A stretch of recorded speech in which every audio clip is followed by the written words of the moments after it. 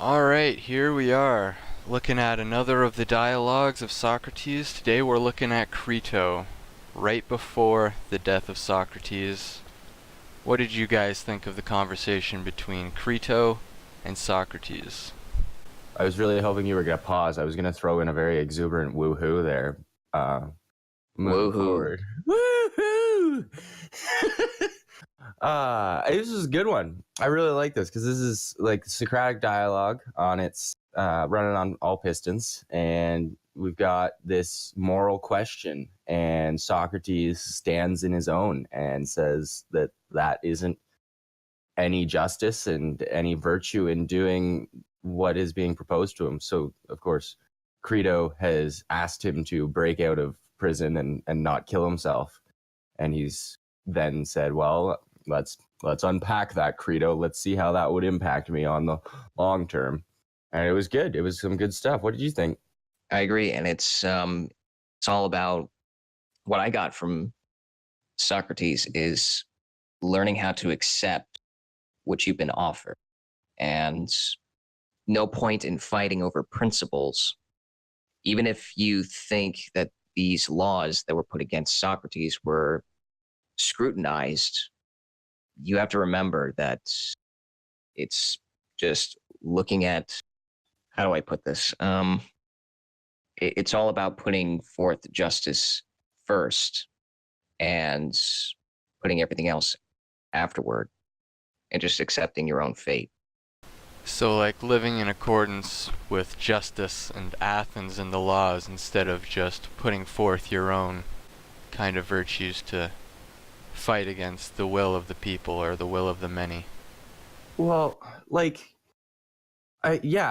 so his whole life he followed the laws and he was a law-abiding citizen. And I think his principal argument is, if I didn't like these laws, like I knew these were laws, if this happened, then this would happen because I am a philosopher. I've studied the laws and I'm intimately familiar with the laws. I'm 70 years old and I've lived here my whole life. And this is the law. And the law has said that I must die. And I've never had any issue with any of the other laws. And had I could have moved. I had all of my resources about me and I could have chosen a different state. But I didn't. I chose this state. It raised me. It created me. I have surrendered to it. And this is my punishment. And I speak of virtue and justice. And to escape now, to go talk of virtue and justice in another world, in another town, in another city, in another environment, would be a backstabbing of my own nature. He essentially points out that this law is the law, and he agrees with the law. And if he were to break the law and escape, how could he go on living with himself? I think Also, the reactions to what others would think of him if he tried to escape. It leaves a bad burden on him, and everyone would just ignore him. I also think that there's a certain part of him that believes that acting in accordance with the laws and sacrificing himself is a more productive way of changing the laws than to break them and to escape for his own selfish wants. Yes, he's positioned himself as a scapegoat of sorts to make a martyr of himself almost. That if the law is unjust, that then the voices of the many could rise up and use his execution as an argument. But that if he were to escape, it would only further cement the narrative that he is unjust. Exactly. And the notion that if he were to escape, like Pat was saying, it wouldn't just affect him. That although the opinion of the many should not be taken into account when you are going about your work, that you should just look to your mentor, the opinion of the many does have merit, it does have weight, and it does have an impact on not just yourself. Even if you left the city, your friends would be left behind and your family would be left behind. And that would create a very sticky, dramatic situation for many people. And while they may not be right, they are many. And while the many's opinions aren't a big issue for Socrates, in fact, he doesn't even care what they think. He's just doing this because it's his decision. He's not denying their existence either and the impacts that they'd have. Yeah, one of his strongest arguments is to trust in the opinions of the wise instead of the opinions of the many. So he looks into his own inner wisdom and tries to find the right answer of what he should do, not just listen to the whole crowd and what they think should happen.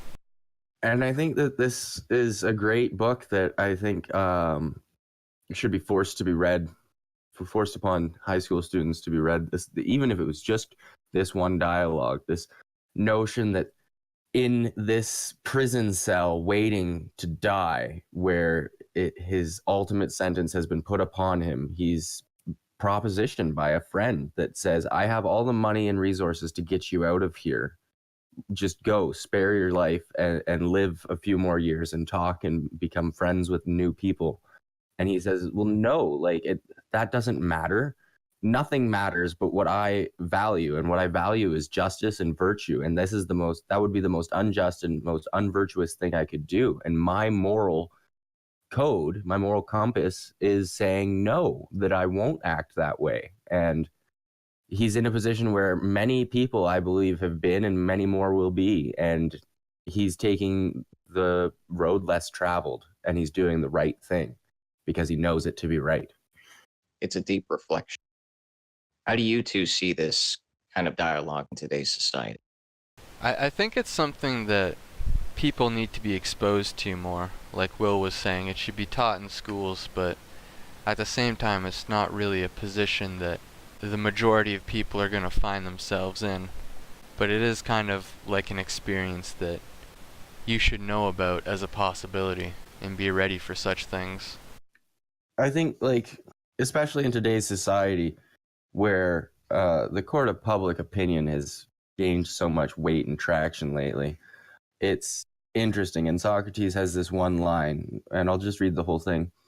Then, my friend, we must not regard what the many say of us, but what he, the one man who has understanding of just and unjust, will say, and what the truth will say.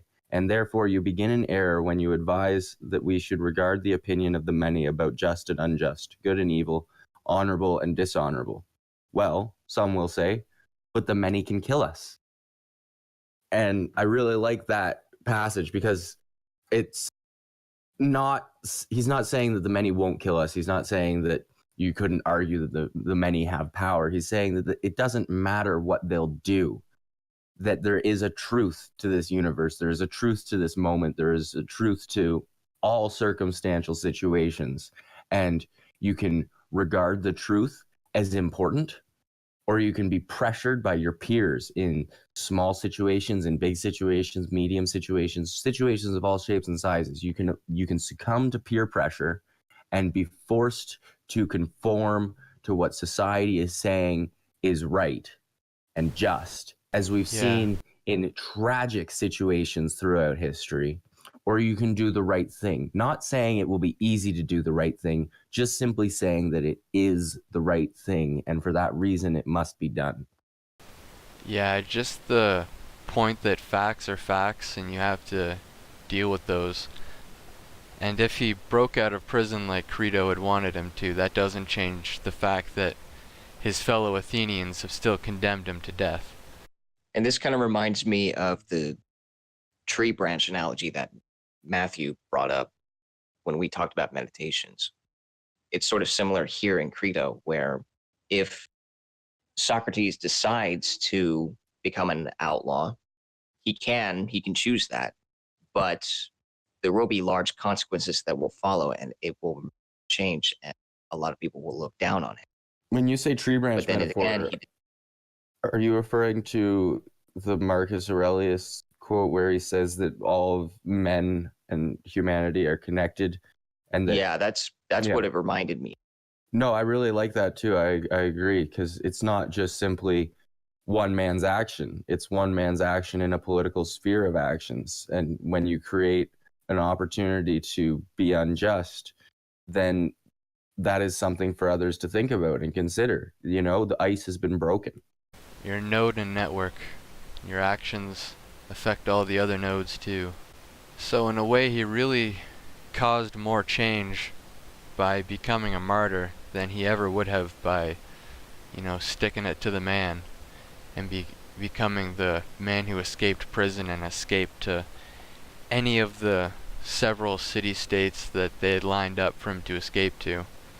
And he chose not to because he loves Athens and he would be a hypocrite to abandon it. Exactly, and he makes that very clear that he's lived by Athens and he will die by Athens, and that is completely within his scope of choices, and that he's rather comfortable with that, for they've raised him.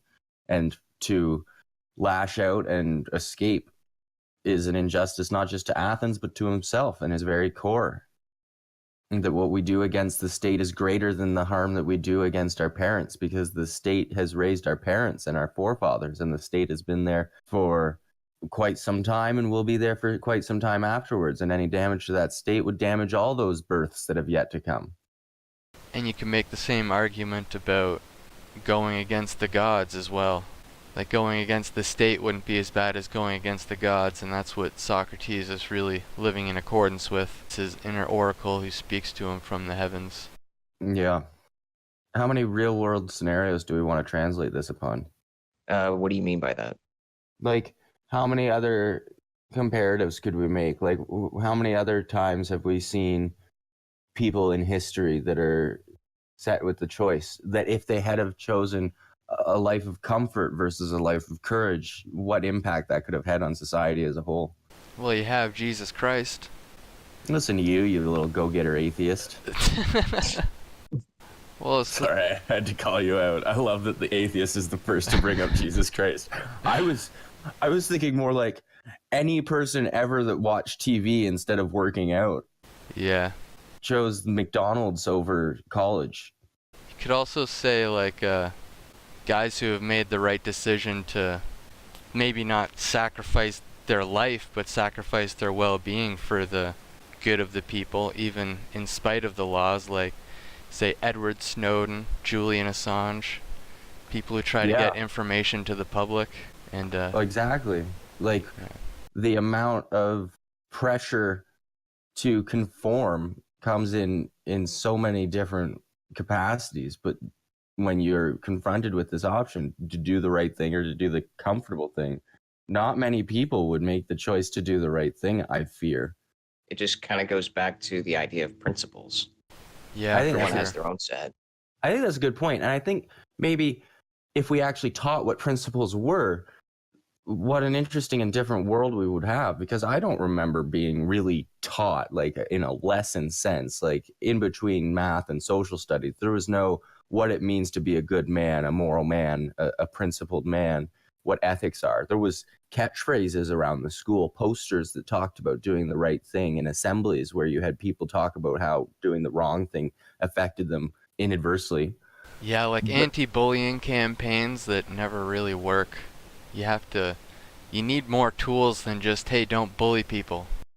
Yeah, like what if we actually taught a class on what it meant to do good and what the impact was? And I mean, sure, we do in universities. You can elect to take certain things that don't help you get your degree in your career. And not many people, as we've seen, have taken those classes. The idea of a universal university-based education where you become a well-rounded man that's studied and read up on Greek mythology and political socioeconomics for the past 5,000 years, and the impacts of music and arts on a society and what it means to be good, isn't taught anymore. You don't go to school to learn that. You go to school to learn X. And once you have X, you apply for job Z. And once you have job Z, you make your money, you go home, you watch Netflix, and you go to bed. Yeah, it's really, at this point, it's your own personal responsibility to dive into the Western Canon.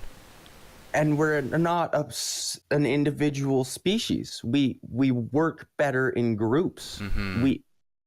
We've taken away any opportunity to actually get together and study and reflect on what it means to be good and do good. Sure, there's history. We talk about all the terrible things we're capable of doing, but we don't talk about all the good things that we've done and how great we can become when we reflect on the great lessons. We just look at the warning signs. Well, I think there's something similar already. I don't know if many of you are familiar with Paul Bloom, the psychologist, professor of psychology, where he talks about in his classes. I remember taking an online lecture of his about the concepts of morality and immorality. And I think that's similar to what you were talking about, Will. I think there's something that already exists like that. I mean, an established curriculum starting in elementary school. Yeah, okay. Like and why not? Why not by grade 5 when we're teaching second languages? Can't we teach what it means to do good and be good? Why not sooner? Why not as a society are we not sharing the good lessons and the great achievements and the path to get there and the trials and tribulations that all of us will face? Why are we positioned to have to do a solo research, our own journey? Why aren't we journeying together as a culture, growing closer and more successful? Yeah, I hear you. And there's plenty of resources out there for anybody to go and say, hey, I should go read Socrates. I'm going to go do that. But there's not much in our society that says, hey, you should go read Socrates. You have to kind of make that decision on your own, and I think we can present more opportunities for people, like in public schools, to just, by grade 5, you've read at least 6 of the dialogues, and you're familiar with a bit of Marcus Aurelius and Stoicism, and some of the lessons of the Bible, and so on and so forth. Keep building on it. There's no reason not to, really. No. And why is it that I have read Catcher in the Rye and all of these great American classics? Why did we stop at great American classics? Why don't we go farther? Why don't we tell people to read the things that the great American classics are built on? Because these great authors, many of them, have read what we're reading now and have taken these concepts, absorbed them into beautiful stories. And we see this single narrative talking about one ideal principle, but we don't get the whole spectrum of success and failure and everything that happens in between. Yeah, that's a good point. Like every story is trying to do is make the player, the user, the reader, the experiencer, the audience a better person. Surely, bad or a prophet. But I mean, when you look at the really good ones, they've obviously clearly studied deeper history and deeper principles. Like I know countless video games, for example, and books that are based on John Milton's Paradise Lost and ancient reads that you don't get in the wide spectrum curriculum. You don't get it exposed to any of these things. And it baffles me because people do get put in these situations that Socrates is put in where the many are pressuring him and his friends are suggesting that he goes against his very inner nature, and he's confident enough to know what his inner nature is to make sure that he does make the right decision. And I think that many people, by the time they're 18 and going off to university and are partying and doing all sorts of things and getting in with friend groups that may or may not be good for them, that they don't know who they are. And they don't know why they are or what they are or how they are. And they simply go with what feels good. And we've learned for hundreds of years that the ego is what makes things feel good, but it doesn't necessarily make us be good or do good or have felt good. You talk about atheism, and I think that's part of it, because like nowadays in school you're taught that like there is no finding yourself, everybody's the same, or you're just a blank slate that's forged by your experiences and determinism. Yeah, this whole argument that's come up that everybody's equal and everybody needs to be valued and respected equally, and that anybody can do anything. You can run, you can jump, you can squat, you can leap, you can calculate. You're all capable of everything, but they don't tell you what you ought to do, what you could do, what you seem inclined to do, what you may enjoy doing. Yeah, and they don't tell you from, the minute that you're born, you're entirely different from every other person on the planet that's being born at the same time as you. Like you're completely on your own in your uniqueness. There's not going to be anybody else there to tell you how you should act personally. You need to figure that out on your own. And schools don't do that at all. They just say, hey, this is what you should do as a human, as a member of society, as a member of your country, your town, your community. You're not an individual anymore. And we applaud all of these extraordinary cases where people do the unthinkable, that no one would have expected X person to accomplish Y achievement.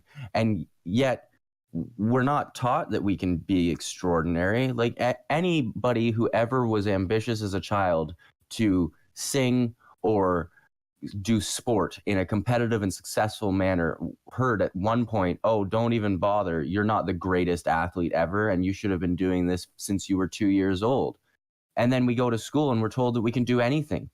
We're not actually taught that. We're not taught that truly. It's not ingrained in us that we can do anything. We're not taught to actually live or think that way. We're taught to just perceive that as truth and always hold it at arm's length as being truly false when you dive deeper into it. Now, something else I have in mind. Do any of you see the reversal of this dialogue? Like, what if being an outlaw was your true purpose, or doing these bad things? Would that constitute as being an extraordinary individual? Well, then you're not really living for the many anymore. You're just performing a selfish act, right?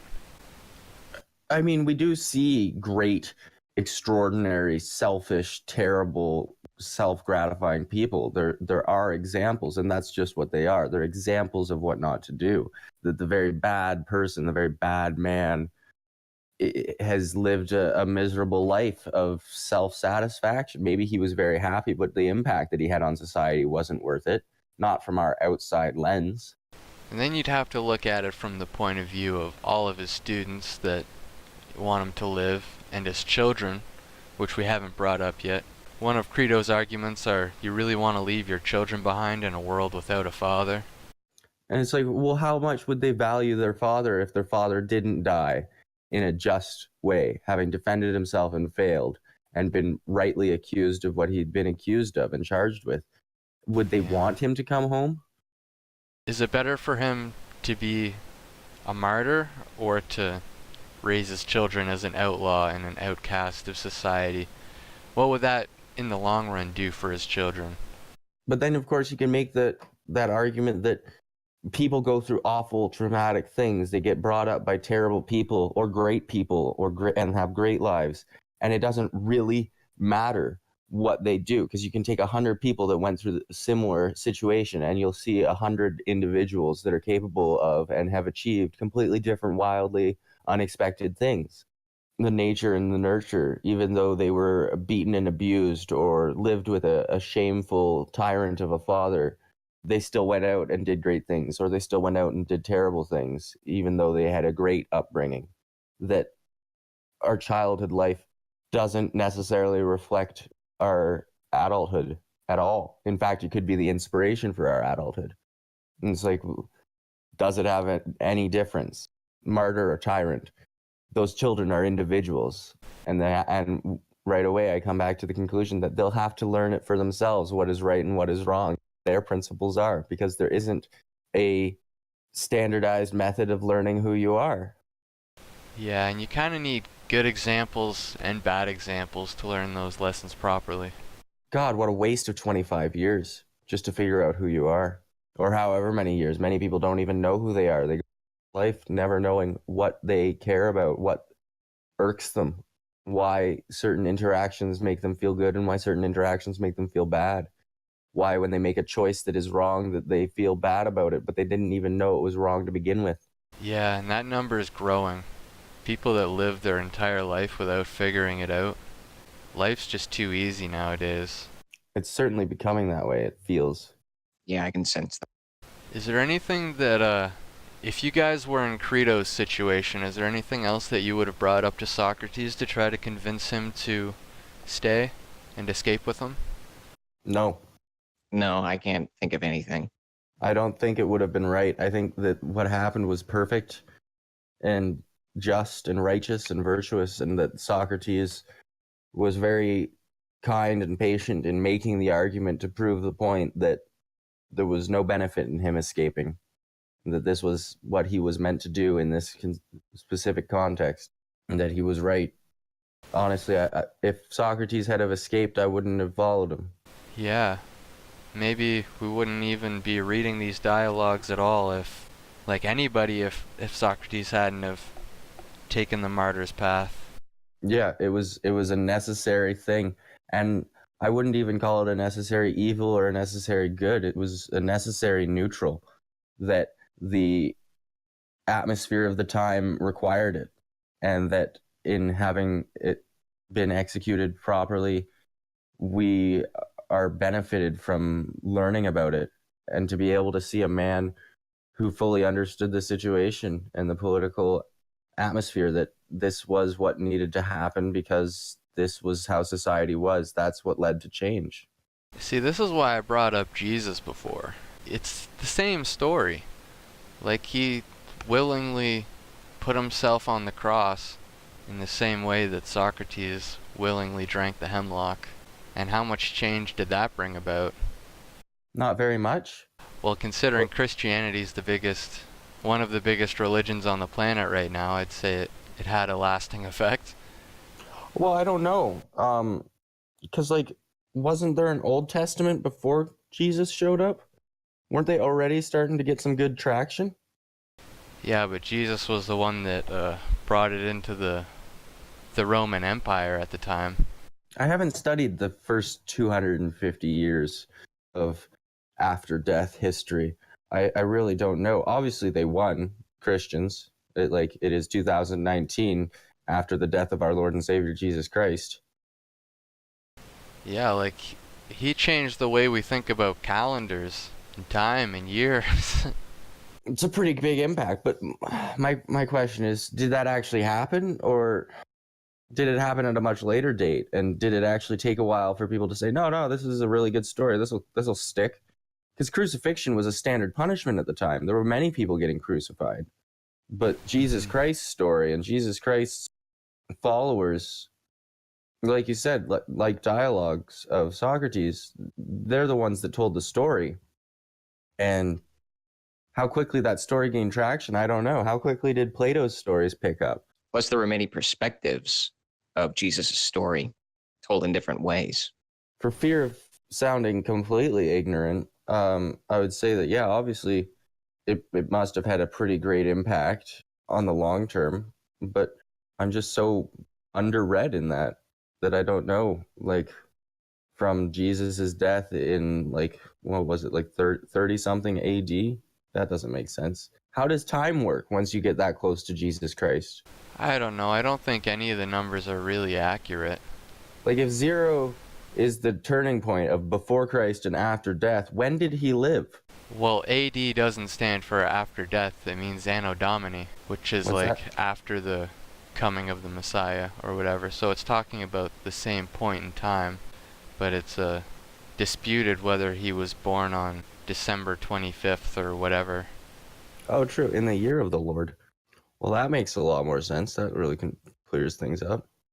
So on the other side of that question, is there anything that you would have said as Socrates to Crito to help convince him that you're doing the right thing? Oh, okay. I don't think so. I Learn think to accept your fate, perhaps. just give him a proper smack upside the head, tell him not to be so selfish. But, like, he ends very well. This, dear Crito, is the voice which I seem to hear murmuring in my ears, like the sound of the flute in the ears of the mystic. That voice, I say, is humming in my ears, and prevents me from hearing any other. And I know that anything more which you will say will be in vain, yet speak if you have anything to say. He says, I have nothing to say, Socrates. Leave me then, Crito, to fulfill the will of God, and to follow whither he leads. Because he knows, and the only voice he is interested in listening to is that of truth, and I think he brings Crito to that conclusion quite eloquently. Yeah, I agree. Anything else you guys had to say? I'd say that out of all the dialogues that we've, this one is probably my personal favorite. Very important one, too. I'd say I don't know much about Christian history, but that has nothing to do with the dialogue. I would also say that it wasn't even as much the words of Socrates, but like the calm and peaceful demeanor of him.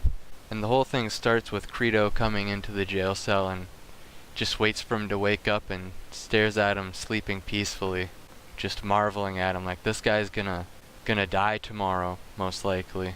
And he's just sleeping like a baby, and he just waits for him to wake up, and he's calm and collected. He doesn't seem to be stressing at all that he's about to be executed. He just completely accepts his fate, and I think that's what really convinces Crito that he's not going to regret it and he's doing the right thing. Yeah. Alright. See you next time. May the force be with you.